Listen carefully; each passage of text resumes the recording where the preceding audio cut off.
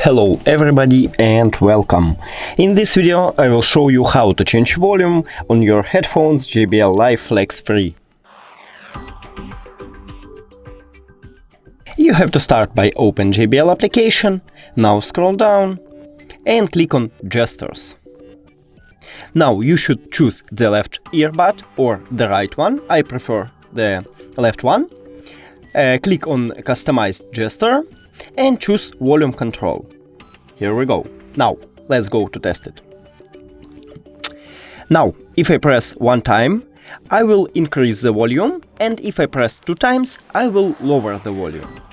So let's test it. Now I will touch one time and I increase the volume again and again. Here we go. Now I will click two times and again. Here we go. Thank you for watching this video. If you found it helpful, please consider subscribing to channel and leave the like on the video. It's really important to us. See you later!